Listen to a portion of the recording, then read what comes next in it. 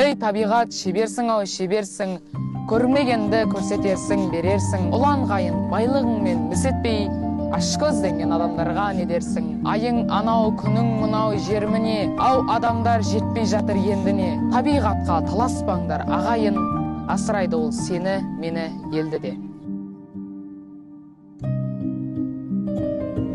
Біз жас ұрпақ табиғаттың қорғанымыз. Ата-бабадан келе жатқан мұраны көзіміздің қарашығындай қастерлеп, анамыздай аялап, келе жатқан жас ұрпаққа таза күйінде қалдыруымыз қажет.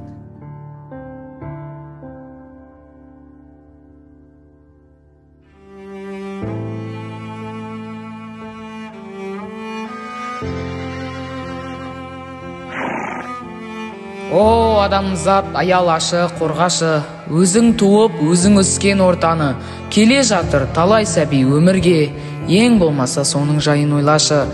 Мен қазақпын, жылқы мінез қайсарлы, жақсы жаман айыратын байсалды, туған жерім, табиғатым деп бүгін асаутайын бар әлемге жар салды. Ей ағасы, іні менен бауырлар, мен айтатын сөздеріме құлақ сал. Табиғат пен адам егіз емес пе? Өкінерсің кетсе егер келмеске. Бар байлығым қоршап тұрған даламда, бау бақшалы әсем гүлді қаламда. Қолда барды алтыныңды қадір тұт, қолдан шығып кеткен соң қайғы жұт. Менің ойым көк аспанда бауларда, заңғар көк майсалы тауларда. Өзіңді өзің ұстап беріп жауларға, көр соқырым бір күніңе алданба. Қатты болса сезім егер кеше көр, көк майсалы бауларыңды кеше бер. Өз бақтың өз қолыңда тұрғанда, белді буып бекем шешім шеше көр. О адамзат, аман жүргің келсе егер, қарап тұрма несібен ғой қара жер. Табиғаттың тазалығын сақтағын, азаматтық борышыңды ақтағын. Тал отырғыз, көгалдандыр еліңді, үлес қосып нәр берсейші жеріңе. Мал қалғанша тал қалсыншы деген ғой, соны түсін аманат бұл атадан. Ата баба елі үшін аттанған, сол кездерде бізге сеніп сақтаған. Ұрпақтардан ұрпақтарға мұра етіп, қазақ жерін қарашықтай сақтаған. Жаз болса жарқыраған көлдің бетауы, көгеріп көрінеді япырай, алыс шет-ай. Дірілдеп толқын басқан мөлдір суын, шайқайды жас баладай япырай, желдің лебі-ай. Шайқайды жас баладай япырай, желдің лебі-ай. Алтын буайна көлдің бетін жабарай, ақ сәуле көктен төніп япырай, маржан тағарай. Есімде ақ сәулеңді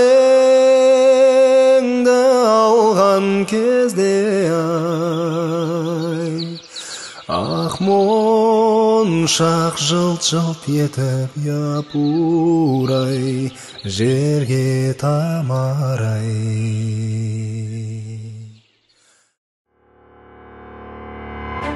Біздің планетаның әрбір бұрышы қайталанбас және ерекше құбылыстарға толы болып келеді. Табиғат аясының әр сәті қайталанбас құбылыстары өзінше ерекше болып келеді. Жапырақтың жел ескендегі сыбдыры, көбелектің қанаттарындағы түрлі түсті реңдері өзінше ерекше. Табиғат адамның басты байлығы екендігі туралы біз қаншалықты жиі ойлаймыз. Бүгінгі біздің дебаттың тақырыбы «Мені қоршаған әлем, ғажайып әлем» атты дебатымызды ашық деп жариялаймыз. Оң жақтағы жақтаушымыз Әбдіразақова Қарақат, Ал сол жақтағы даттаушымыз Аманжол қызы Әмина. Дебатта бастауларыңызды сұраймын. Сөзді мен бірінші болып бастасам. Қазіргі таңда Қазақстан Республикасының тұңғыш президенті Нұрсұлтан Әбішұлы Назарбаев өзінің жасыл ел бағдарламасын бізге қарай бекітіп, яғни осыны бізге бекітті. Яғни осы жасыл ел бағдарламасының басты мақсаты көгалдандыру және елді гүлдендіру және де адамдарды жұмыспен қамтамасыз ету. Ал Қайсышы Қарақат, мен сізге деген сұрағым. Жасыл ел бағдарламасы 18 жылдан астам уақыт жұмыс жасап келе жатыр. Осы жылдардың арасында қанша қаланы гүлдендірді? Сол туралы айтып өтсеңіз. Мен осы сұраққа жауап бере кетсем, Қазақстанның Астана, Алматы және Кентау қалаларын осы жасыл ел бағдарламасы бойынша қамтамасыз етіп отыр. Көгалдандыру дегеніміз қала халқын, ауыл халқын және тағы басқа елді мекендерді осы бағдарламамен қамтамасыз ету. Мысалға алатын болсақ, біз осы аймақтың 15%-ын көгалдандыратын болсақ, онда қалған 20%-ын біз шаң тозаңнан құтыламыз. Ал бұл дегеніміз таза ауа кепілі. Ал енді бізді қоршаған әлем, ғажайып әлем атты осы тақырыбымызда сен не түсіндің, өз ойыңды маған айта кетсең. Табиғаттың сыйы ретінде біз қызғалдақты алсақ болады. Қызғалдақтың Қазақстанда 32 түрі бар. Оның 18-і қызыл кітапқа енген. Грек және альберт қызғалдағы ең ерекше қызғалдақтардың бірі. Грек қызғалдағы әлемге әйгілі гүлдердің патшасы деген атаумен ие. Грек қызғалдағы Жамбыл облысын, Түркістан облысын және Қызылорда облысын қамтып жатыр.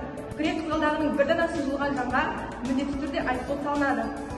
Ал қатысушылар, сіздерді қанағаттандыратын жауап алдық. Қатысқандарыңызға көп рахмет. Осымен дебат аяқталды.